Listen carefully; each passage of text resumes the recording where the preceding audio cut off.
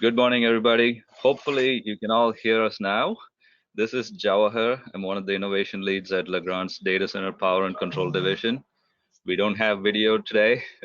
The GoToWebinar platform has pretty much crashed. So I'm glad that we are back on and we have an audio only plus a live demo session today. Again, this is a part of a 5-part series that we started a couple of weeks back. And thank you, Anne, for letting us know you can actually hear us now. Appreciate it. So we know we're not talking to a dead mic. So again, 5-part series. We're on week 3, and when we started this, Joel and I were just chatting about this as to how this is going to be received. I'm just happy to say that today we came very close to 100 registration mark. So obviously we're doing something right, and it's also something needed, and that makes us feel good about what we're doing. So thanks for supporting us and being here and spending your time with us. Sorry for the delay today. So we'll quickly turn it over to Joel Bryan, who's our head of tech support at Legrand Data Center Power and Control, and he'll introduce us to today's speaker and our topic and the topic for the day. Joel? Okay, great. Thank you, Jawahar. And like you said, hopefully everybody can hear me this time around. As you said, my name is Joel Bryan, and I'm the Global Director for Post-Sales Support, Documentation, and Services here at Legrand for the Raritan and the Servertech brands. And today's session, in session 3, we're going to talk about how to configure those critical thresholds for your Servertech PDUs. And walking us through this session, as the previous sessions, will be Bruce Leclerc, who's our post-sales support product specialist as part of our technical support organization. And following the walkthrough, we will open it up for live questions pertaining to this particular subject or feature. And outside of the scope of this, if you have questions or concerns about your product, your Servertech product, please email us at support@servertech.com. or feel free to give us a call at our 800 number, and you'll get a live product specialist to help you with whatever issues that you're having. And with that, I'm going to pass the ball over to Bruce, and Bruce is going to walk us through on how to configure some of those critical thresholds. Okay, thank you, Joel. Welcome, everyone. I'm going to start with a quick review of the previous sessions. The session number 1 topic was how to ensure you are receiving alerts on critical events. That first session demonstrated how to verify that alarms sent from the PDU are delivered by various means, including email and Snmp trap. The session number 2 topic was how to avoid overloading phases within a PDU. And that second session explained identifying various amperage limits, why they should be monitored in order to avoid tripping circuit breakers both in the PDU and upstream. And today's topic is how to configure thresholds. It's basically all the thresholds.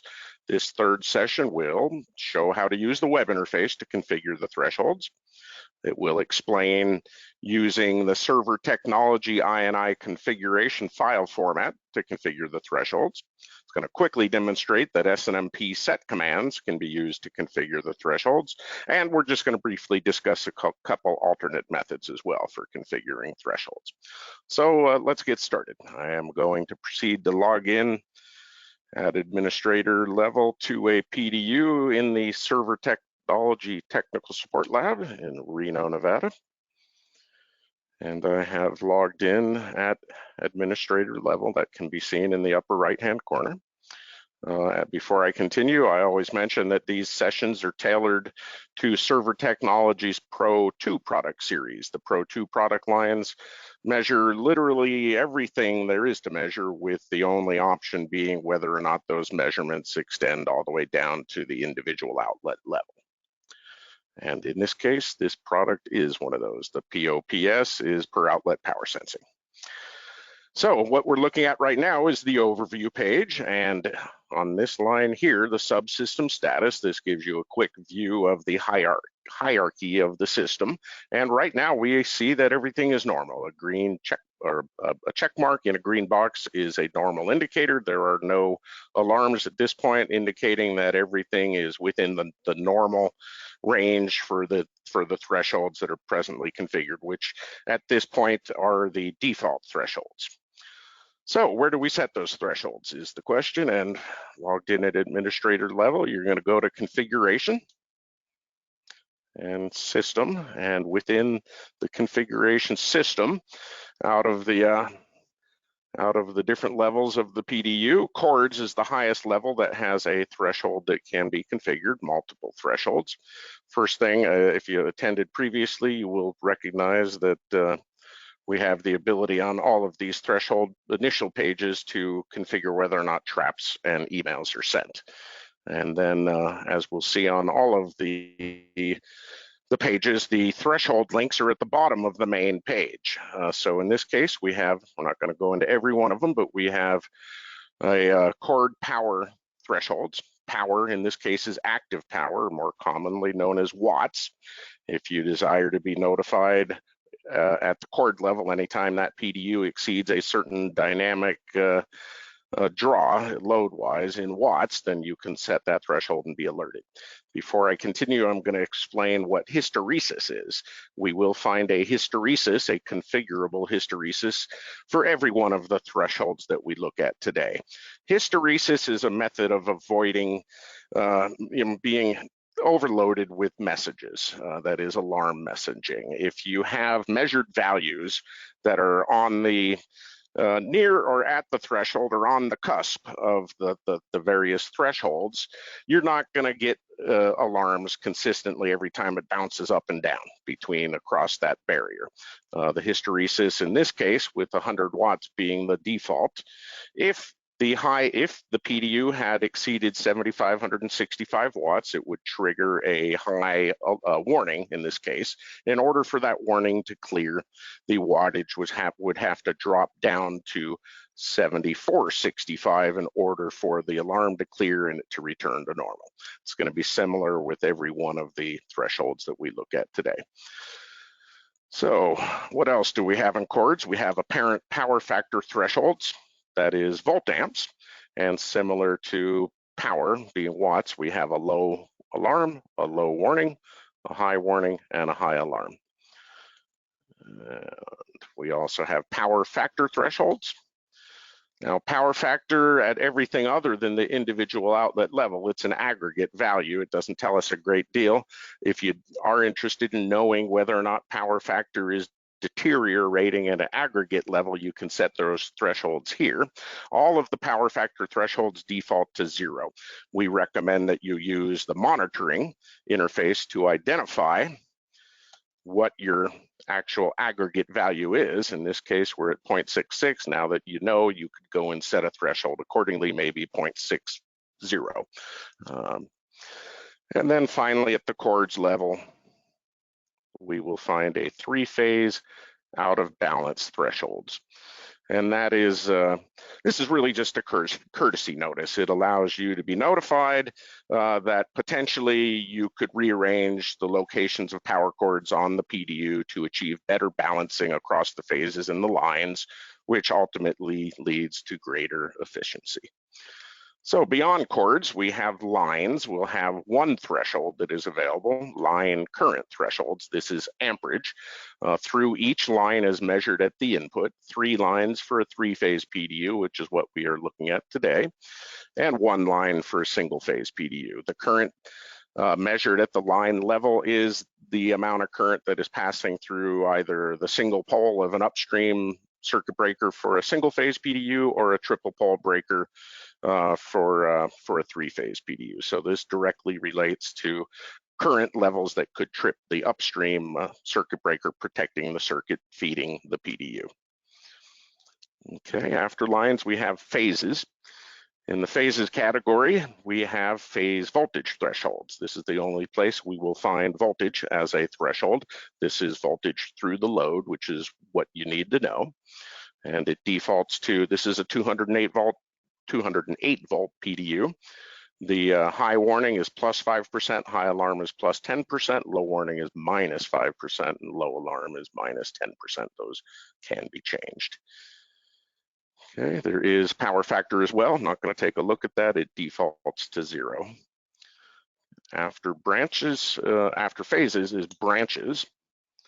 Branches is current through each of the circuit breakers built into the PDU. We went over this on a previous session.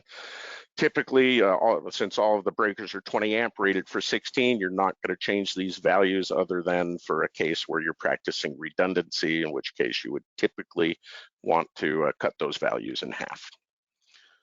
Okay, beyond branches, we have outlets, but only if, as mentioned previously, the PDU is equipped with the per outlet power sensing feature. Always scroll down to the bottom of the page. So if you're not finding the thresholds you're looking for, just scroll down to the center of the main page and we will see the various thresholds. I'm not going to go into each of them, but we do have current amperage thresholds.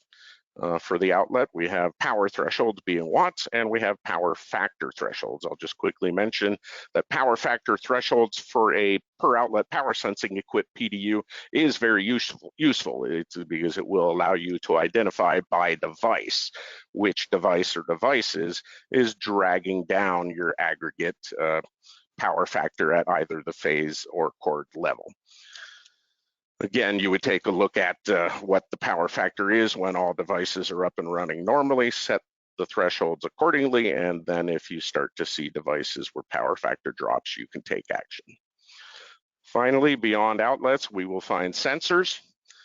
Sensors applies to temperature and humidity probes that are attached to the PDU. And we have both humidity, relative humidity thresholds, and we have temperature thresholds. Okay, so we've seen at this point where in the web interface you can go and what objects are configurable with respect to thresholds. As you've probably realized, configuring a PDU manually in this fashion would be quite time consuming. So what do we have as an alternative? And primarily that is what we call the server technology INI configuration file format, or STIC for short, STIC, Server Technology INI Configuration. And the first place you'll want to go to learn more about this feature is the Server Technology webpage. I'll just quickly show you where to find that document. You're going to just go to servertech.com, hover over the word support, click on firmware downloads, and then go to any link other than the Pro 3X link. So I'm just going to click randomly on this one. And over here to the right, we find STIC documentation. I recommend that you download a copy of the document, take a look at pages 2 and 3 and 12 initially, and then dive deeper into that document after a basic understanding from those initial pages. Okay, so to give you an actual example of how to use the STIC protocol, what we typically recommend is that you log into the PDU, go to configuration, and then go to files. In the files list, we will find config.ini.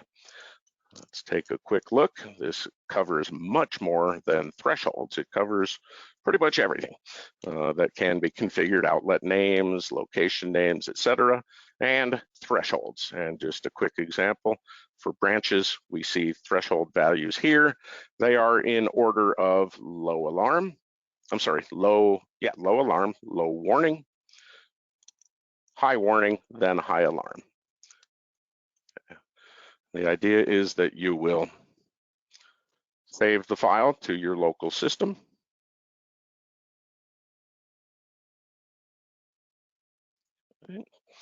And then you're going to bring up your favorite editor and open that file. I'm not going to go into complete detail. Look at the STIC documentation that I directed you to, but you do need to make sure that the first 3 lines in the file remain intact. Line number 2 should be commented out with a semicolon at the beginning of that line. If you intend to use the file that you create to configure more than one PDU, you can extract the file, modify the file. If you remark out that NIC serial number line, it will then be able to be pushed or put to other PDUs. I am going to keep that remarked out. Next is that because you can configure much more than, in this case, thresholds, you would proceed to edit the file, remove all the sections that are not related to thresholds, which we spoke about being the chords, the lines, the phases, the branches, outlets, and sensors. I have gone ahead and modified one of those files already.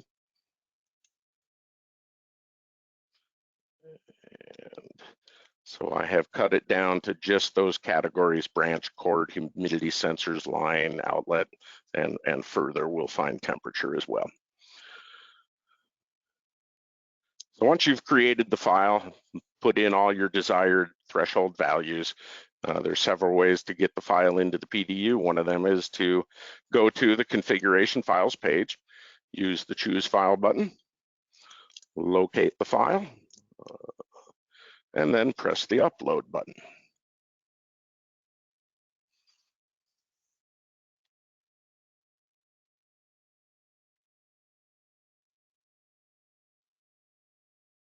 Okay, so we have upload successful. I chose some really awkward thresholds in my file, and as a result, we now have alarms on just about everything there is. Not practical, of course, but a good way to demonstrate that the file was accepted, all of the thresholds were set, and we now are receiving alarms. Now, the other way to put the file to the PDU is to use an SFTP client elsewhere on the network, and then you can log into the PDU and put the file to that PDU. I'm using PuTTY's SFTP client. I'm going to log into the PDU. This takes just a moment due to overhead with SSH.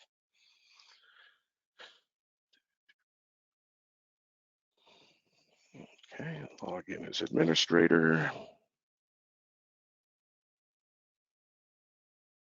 Okay.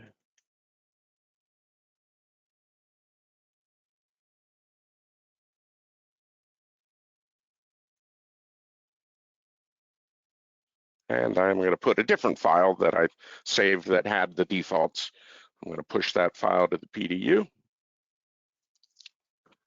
And we should momentarily see the alarms go away.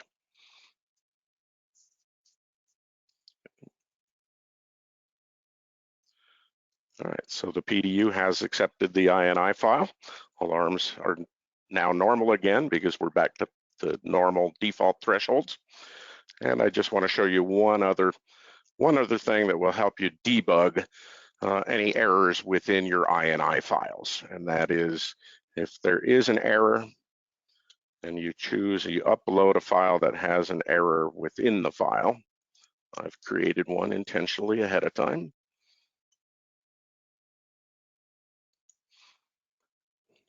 You will get an upload failed message.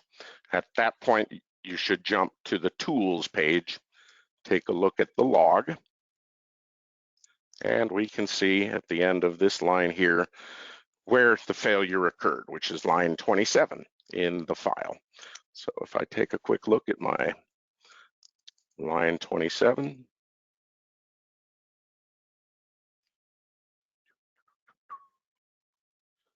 we see that I have made an error. Power factor cannot be above 1.0. I meant to type 0.20, I typed 2.00. It attempted to upload the file with an invalid threshold value and therefore gave an error, and you can use the tools log to identify where that error occurred. So that's an overview of the STIC protocol, the server technology INI configuration file format. Very useful for configuring thresholds as well as many other values, outlet names, location names, etc. And what else do we have available for configuring thresholds? One of those other methods is Snmp. I'm just going to show you quickly. Switch back to overview page. I'm using an Snmp tool. We're back to normal for all statuses. I'm going to set a low warning threshold for temperature using an Snmp command. It has been sent to the PDU, and we will momentarily find at this point a warning that temperature is above the high warning threshold. So Snmp is available as well, and if you need to find the MIB in the OID tree, it is built into the file system. You can find the Sentry4.mib and object identification tree in the PDU itself. So we've covered web interface for configuring thresholds. We've covered the stick protocol for configuring thresholds and Snmp. So what else is there? Real quick, you do have the ability to configure all these values through the command line interface. That could be either through a direct serial or console session to the PDU, or through an SSH session to the CLI of the PDU. It's going to be much more intensive. Commands are long. The stick protocol is a much simpler method. And then finally, we do have a API available. It's going to be on that same page where we found the stick documentation. You will find documentation for the API. So I welcome you taking a look at that. And then the final thing to mention is that you really should consider a monitoring management system to monitor and manage your large-scale deployment of PDUs. And a recommendation would be Sunbird, PowerIQ, or DC Track. If you take a look at them, they can give you a demo of their own, show you how they have developed support for our products, for the Servertech technology products, and they do actually make use of the INI file system as well as Snmp and the API. And with that, I think I will pass that back to Joel. Thank you for attending. I hope to have you back next week. Okay, great. Thank you, Bruce. Good job as always. I know there's a lot of information there that we just went through and demoed and showed you how to execute some of those features and commands. So if you have questions, feel free to type them in. And I'm going to ask Javi if we see any questions. Do we have questions coming in? Yeah, I see two questions, Joel. So the first one is on the chords. So I do not see all the options such as chords in my PDUs. Please let me know how to get this view. Okay, well, that's going to be a matter of the PDU itself. I did mention that, well, for what we're talking about with these sessions is Pro 2. The Pro 2 series PDUs measure everything at every point there is, with the only option being whether it extends all the way to the outlet level.